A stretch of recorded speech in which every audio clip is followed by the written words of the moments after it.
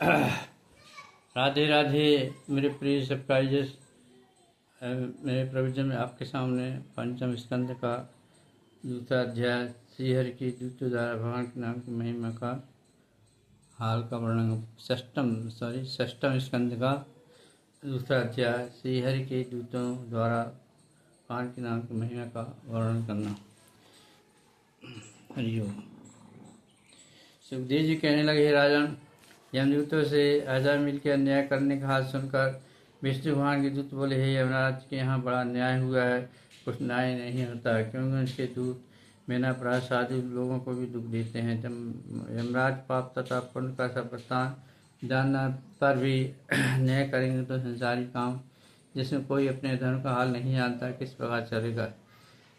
जिसके विश्वास का कोई आचार में सिर रख कर सोवे वही उसका सिर काट ले। माता पिता अपने पुत्र को जहर दे देता है और उसकी रखवाली कौन कर सकता। तुम लोगों ने नारायण नाम की महिमा नहीं सुनी। जो मनुष्य जानकर भूल से, डर से या हंसी से भगवान का नाम लेता है, उसके सब बड़े बड़े पाप जैसे स्वर्ण, चोरी, घूर, ब्राह्मण, तपस्या या माता पिता को मार डालने, गुरु की स्त्री से भोग करने, शराब पीने, चौकट वचन कहने पर भी अंत समय भगवान का नाम लेने से छूट जाते हैं।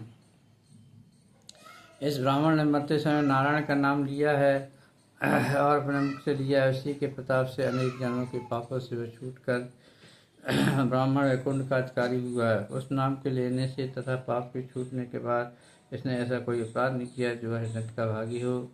नारायण का नाम लेने से यदि कोई प्रायश्चित पापों को छुड़ाने वाले जगत में कदाचित नहीं है और प्रायश्चित पापों को छुड़ाने वाले जगत में नहीं होता। कदाचित किसी यज्ञ, तप, होम आदि में भूल हो जाए, राम तथा कृष्ण का नाम लेने से शुद्ध हो जाता है। कोई तीर्थ, व्रत, नियम, जप, तप, यज्ञ, होम, दान और धर्म में राम नाम 4 अक्षर मुख से लेता है तो उसको परमेश्वर धर्म, अर्थ, काम, मोक्ष के 4 पदार्थ प्रदान कर देते हैं। बड़े बड़े ऋषियों ने भगवान के नाम का मार्ग सर्वोत्तम लिखा है। उनका नाम लेने, तर्क और निष्ठता सुनने और भक्ति करने से अनेक जन्मों का पाप छूट जाता है। जिस प्रकार संसार में 10-20 पुरुष एक साथ बैठे हों और में से किसी का नाम लेकर कोई पुकारे तो वह उसकी ओर आँख उठाकर देखता है। इसी प्रकार भगवान योगीनाथ ने आजन्म के नारायण नाम पुकारने पर आँख उठाकर देखा था। जिस प्रकार मनुष्य का रूप त्याग कर अतः जाने में दवा खाने से छूट जाता है और आग की तरह एक चिंगारी कपास से लकड़ी के बड़े ढेर को जलाकर राख कर देती है, उसी प्रकार एक बार नारायण का नाम लेने से अनेकों पाप कपास और लकड़ी के समान जलकर नष्ट हो जाते हैं। भगवान ने वेद में से कहा कि कोई मेरा नाम भी ले तो मैं इसे कथात कर देता हूँ। जिस बार मन में सह की बोली सुनकर मृग भाग जाते हैं, उसी बार राम नाम मुख से निकलते ही पाप डर के शरीर से निकलकर भाग जाता है। जब विष्णु भगवान के दूतों ने ऐसी बात कहकर यमदूतों से वहाँ से भगा दिया और ठीक 4 भुजा वाले दूतों का दर्शन कर आसामिल को ज्ञान और वैराग प्राप्त हो गया।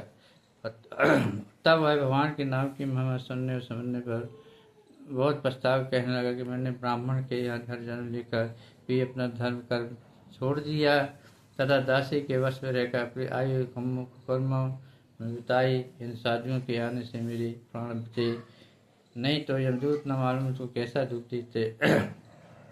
जिन नारायण जी का नाम लेने के प्रताप से मेरा कल्याण हुआ, उन भगवान का नाम स्मरण कर अब अपना जन्म संभाल लूँगा। आजा माल इस तरह पछताने लगा और विष्णु के पार्षद वहाँ से अंतर्धान हो गए। हजार मन ने उसी समय अपना मन संसारी माया मोह से मुक्त कर लिया। पार्षदों का दर्शन करके ने प्रताप से 1 वर्ष की आयु में उसको मिल गई। सो वह हरिद्वार में जाकर सच्चे मन से भगवान का ध्यान तथा स्मरण करने लगा। जब उसको यहाँ 1 वर्ष ध्यान और भक्ति करते बीता, तब वैकुंठ से अति उत्तम विमान उसके पास आकर उतरा। सो विमान में चढ़कर गीत बजाता वैकुंठ को चला गया। चतुर्भुजी रूप लेकर वहाँ रहने का हाल देखकर देवता ऋषि उसकी बड़ाई करने लगे। इतनी कथा सुनकर सुखदेव जी बोले, राजन, ऐसे महापापी ने बेटा के धोखे से नारायण का नाम मुख से लिया था, सो ऐसी पंजी को पहुँचा जो कि संसार में विरक्त होकर हरि भजन करता है।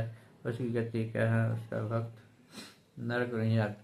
राधे राधे। आज का प्रसंग को यहीं विराम देता हूँ। कल आपके साथ पुनः षष्टम स्कंद का तीसरा अध्याय यमजित्व का धर्मराज से अर्जुन का हाल कहना। तब तक जी राधे राधे। राधे राधे राधे राधे। जपा करो प्रभु के दर्शन किया करो। नारायण नारायण भजमन नारायण नारायण नारायण भजमन नारायण नारायण नारायण नारायण नारायण नारायण